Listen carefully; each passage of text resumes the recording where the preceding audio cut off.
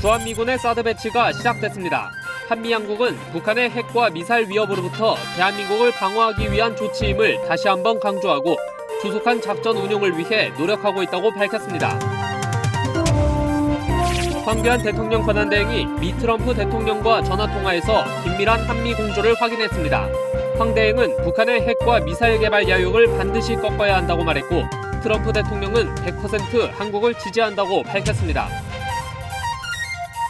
합참은 북한이 6일 발사한 탄도미사일은 스커드 개량형으로 평가했습니다.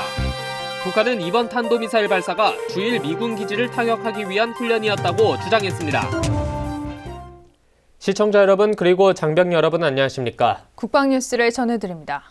주한미군이 우리나라에 배치할 고고도 미사일 방어체계 사드 체계 일부가 오산 공군 기지에 도착했습니다. 국방부와 주한미군 사령부는 사드 체계는 오로지 북한의 핵과 미사일 위협으로부터 대한민국을 방어하기 위한 것이라고 강조했습니다.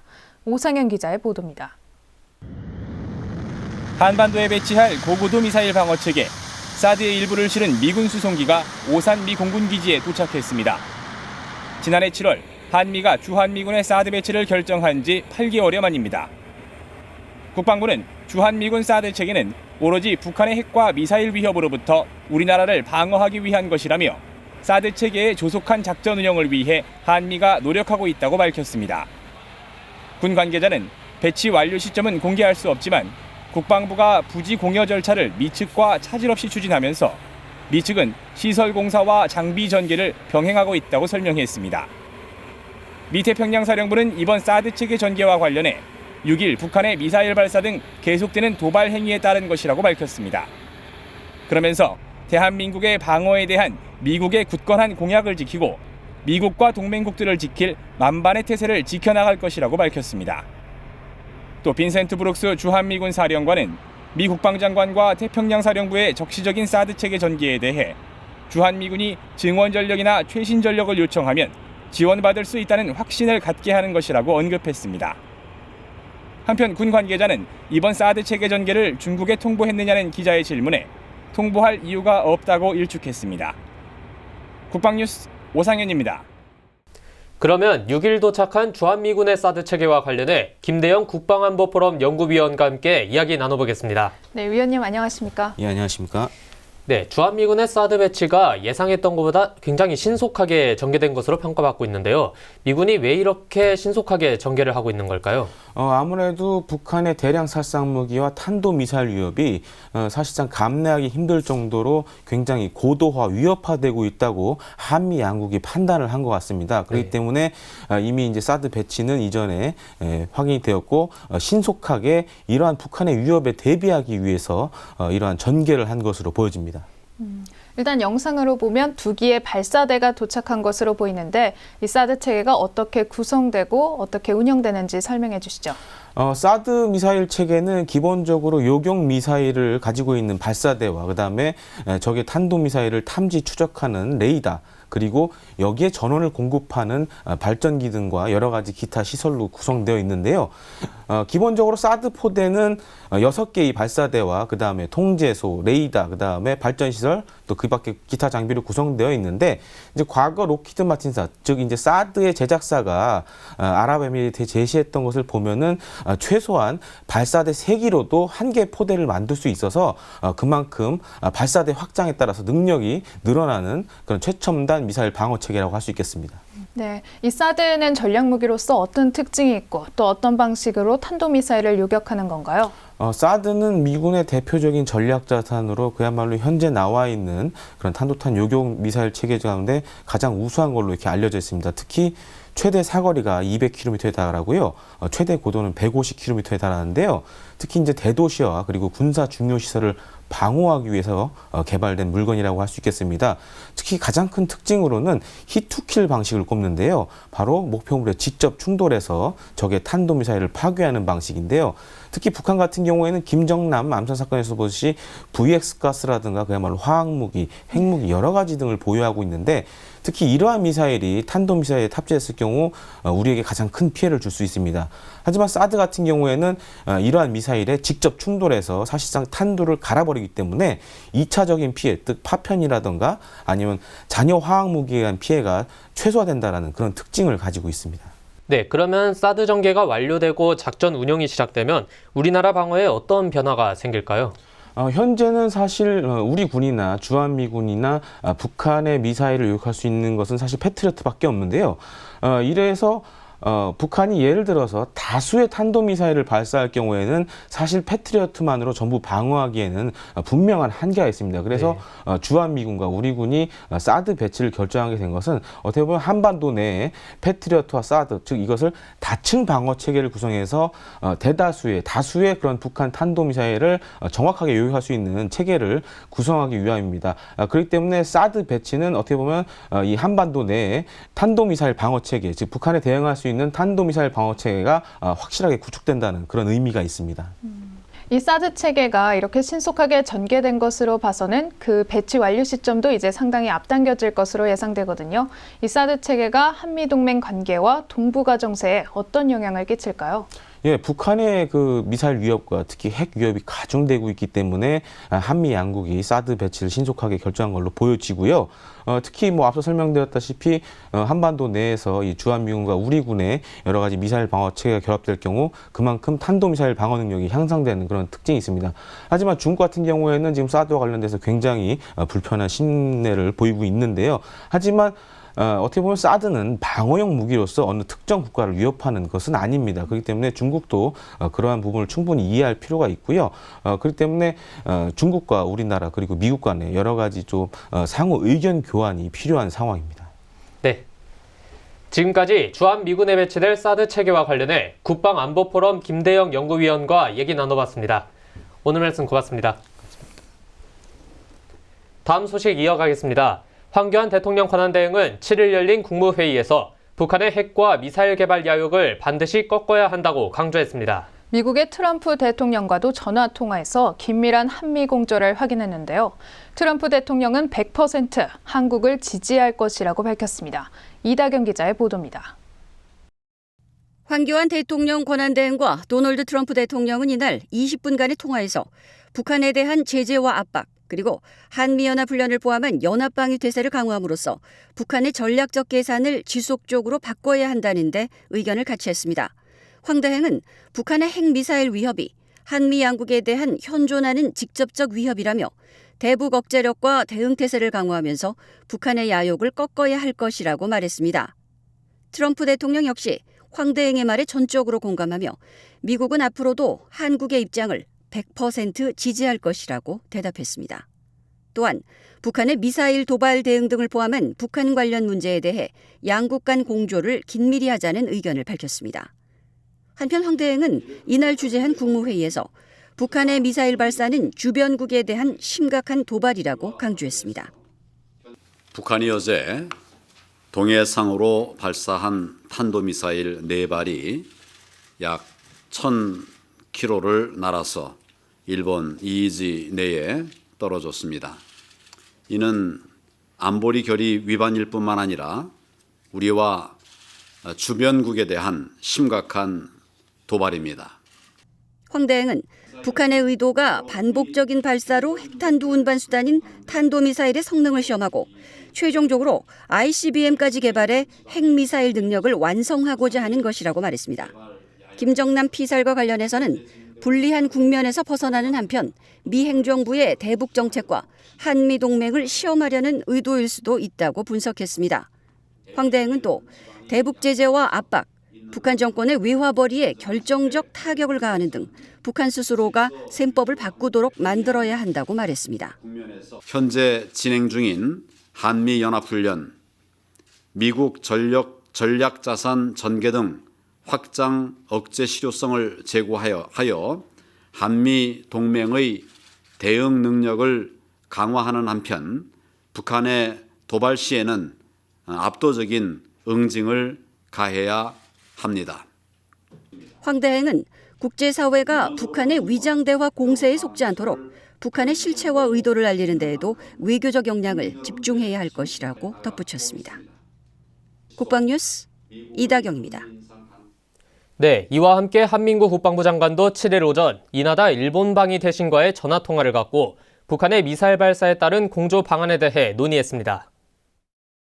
한 장관은 북한의 이번 탄도미사일 발사는 한반도와 국제사회의 안전에 대한 중대한 위협이라고 평가하고 일본을 비롯한 국제사회와 긴밀히 공조해 나갈 것을 강조했습니다.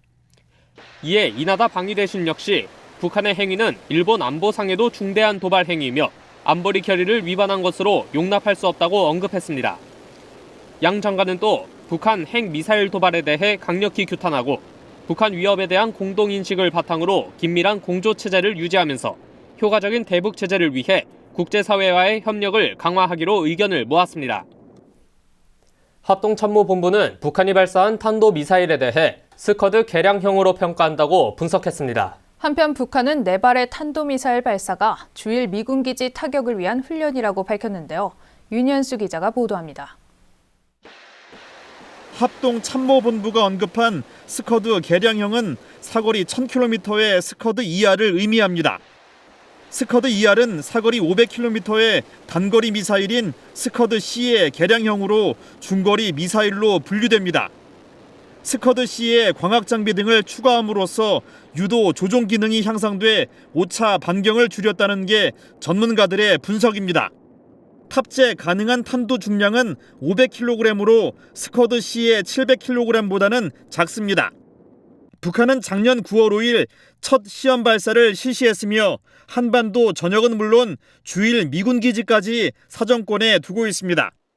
특히 차량형 이동식 발사대를 이용하기 때문에 한미 군 당국이 사전에 탐지하기 어려운 것으로 알려졌습니다. 북한은 한편 미사일 발사가 주일 미군 기지 타격을 위한 훈련이었다고 밝혔습니다. 훈련에는 북한의 전략군 화성 포병부대가 동원됐으며 김정은이 현지 지도한 것으로 나타났습니다. 북한은 핵탄두 취급 질서와 작전 수행 능력을 판정, 검열하기 위해 진행됐다면서 자신들 영역에 불꽃이 튀면 핵탄두로 초토화하겠다고 위협했습니다. 지난달 12일 신형 중거리 탄도미사일 북극성 2형을 발사한 지 22일 만에 또다시 도발한 북한. 우리 군은 임계치에 점점 다가서는 북한의 행동을 예의주시하고 있습니다. 국방뉴스 윤여수입니다.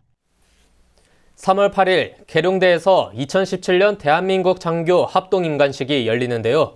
그 준비가 한창입니다. 미리 보는 2017년 장교 합동임관식. 5천여 명의 육해공군 해병대 신임 장교들이 탄생하게 될 현장에 김이나 대위가 다녀왔습니다. 2011년부터 시작돼 올해로 7회째를 맞는 장교합동 인관식은 가장 큰 군 행사 중 하나입니다. 여기는 장교합동 인관식이 열리는 계룡대 대연병장입니다. 이 자리에서 육해공군 해병대 신임 소위 5,200여 명이 장교로 임관하게 됩니다. 국가안보의 초석이 될 신임 장교들이 탄생하는 자리인 만큼 그 준비부터 철저히 이뤄졌습니다. 장교합동 인관식 기획단이 발족돼 2달여간 행사를 준비했으며 의장대와 군악대, 행사 안내 요원 등 행사 진행 장병만 1000여 명에 달합니다. 인관식 행사는 전통무예와 의장대 시범을 시작으로 계급장과 호부 등이 신임 장교들에게 수여되며 각종 헬기와 전투기의 합동 축하 비행이 진행됩니다. 5,200여 명의 임관자를 대표해 행사를 준비하는 예비 장교들 역시 사명감을 가지고 준비에 임했습니다. 행사를 준비하면서 부담이 되기도 했지만 동기생을 대표한다는 마음으로 책임감을 가지고 최선을 다해 준비했습니다. 행사에 참석하는 가족과 친지는 약 3만 명으로 예상됩니다. 따라서 관람객석과 주차시설을 확충하고 순환버스를 운영하는 등 불편을 최소화하기 위해 노력했습니다. 2017년 장교합동 인관식은 8일 오후 3시에 국방TV로 생중계되며 국방FM과 국방홍보원 SNS에서도 동시에 방송됩니다. 국방뉴스 김이나입니다. 전 세계 야구 팬의 축제인 2017 WBC가 6일 고척 스카이돔에서 화려하게 개막했습니다. 국내에서 처음 열린 WBC 대한민국과 이스라엘의 개막전에는 해외 파병 예정 부대와 국가재난 극복에 앞장섰던 육군 모범장병들이 초청돼 열기를 더했습니다. 현장에 손시은 기자가 다녀왔습니다. 15,000여 명의 야구팬이 찾은 고척 돔구장. 국악대의 취타 행진과 전통 의장대 무예 시범이 펼쳐집니다. 전 세계 220여 개 나라의 우리 전통의 멋이 전해지고 3월 말 파병을 앞둔 아크부대 12진 장병들은 4개국 국기를 들고 기수단으로 참여해 세계 평화에 기여하는 대한민국을 알립니다. 우리 대한민국을 대표하여 우리 전통의 아름다움과 육군의 강인함을 보여줄 수 있어서 뿌듯하고 명예롭게 생각하고 있습니다. 국내에서 처음 열린 WBC 경기. 수많은 야구 팬들이 응원의 열기를 더한 가운데 국가 수호를 위해 힘쓰는 400여 명의 장병들이 초청됐습니다. 대한민국과 이스라엘의 야구 경기를 보게 돼서 대단히 기쁩니다. 여기에서 느끼는 열정과 힘, 그리고 평소에 야구를 즐겨보는 야구 팬으로서 대한민국 국가대표팀의 승리를 기원합니다. 육군과 한국야구위원회는 지난 2015년 협약을 맺은 이후 주요 경기마다 모범 장병들을 초청해 장병들의 사기를 북돋아주고 있습니다. 이곳에 이제 국민들의 열기를 받아서 지금 이 길을 받아 제가 파병 가서도 열심히 임무 수행할 수 있을 것 같아 정말 좋습니다. 한편 이스라엘과 개막전을 치른 우리나라는 9회까지 박빙의 혈전을 펼치다 연장전인 10회 초 이스라엘에 1점을 내주며 아쉽게 패했습니다. 우리나라는 7일 네덜란드전에 이어 오는 9일에는 대만과의 경기를 이어갑니다. 대만전에서도 조국 수호를 위해 애쓰는 모범 장병들이 초청돼 응원의 열기를 더할 예정입니다. 국방뉴스 손시연입니다. 육군 전력지원체계 사업단이 기동형 취사 장비를 개발했습니다. 차량 한 대에 조리에 필요한 모든 장비가 설치돼 있어 전투 현장에서 편리하게 조리를 할 수 있습니다. 육군 34단은 최근 여단급 전투단 훈련에서 이 장비를 육군 최초로 시범 운영했는데요. 조리병들의 반응이 아주 뜨거웠습니다. 심예슬 하사의 보도입니다. 육군 34단 장병들의 훈련장 인근에 자리 잡은 기동형 취사 장비에선 조리병들이 아침 일찍부터 식사 준비에 분주합니다. 밥과 국, 무침 요리까지 취사 장비 내부에서 모든 조리가 이뤄집니다. 조리병들은 80여 분 만에 635인분의 식사를 만들어냈습니다. 훈련에 참가한 용사들도 따뜻한 밥을 먹을 수 있어 전투 의지가 솟습니다. 지금까지 야전에서 사용하던 취사 트레일러는 밥과 국만 조리할 수 있어 반찬류를 만들기 위해 솥이나 조리대를 별도로 설치해야 했습니다. 하지만 새로 개발된 기동형 취사 장비에는 물탱크부터 냉장고, 조리대 등이 모두 구비돼 있어 보다 편리하고 신속하게 조리할 수 있습니다. 기존 견인형 장비의 단점인 기동성의 문제도 개선했습니다. 고출력 엔진과 자동 변속기를 장착해 경사진 산악 지형도 쉽게 기동할 수 있고 영하 32도의 극한 지역에서도 작동합니다. 기존에 있던 장비와는 달리 이제 모든 작업을 이 안에서 할 수 있으니까 되게 위생적이고 신속하게 일을 처리할 수 있는 것 같습니다. 또 음식을 만들고 난 후 생기는 오수는 여과 장치에서 걸러 별도 차량으로 회수할 수 있고 차량 배기가스 기준도 유로6의 기준을 충족해 환경오염 예방에도 기여했습니다. 육군은 내년부터 기동형 취사 장비를 야전 부대에 보급할 예정입니다. 국방뉴스 심예슬입니다.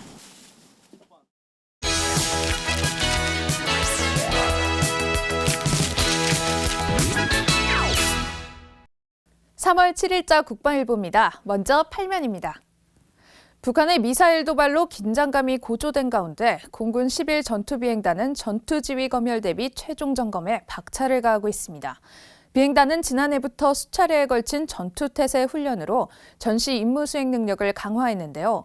공군작전사령부 전투지휘 검열은 오는 13일부터 2주 동안 진행될 예정입니다. 이번엔 4면입니다. 육군 7사단 진격대대가 마일즈 장비를 활용한 중대 과학화 전투 훈련을 했습니다.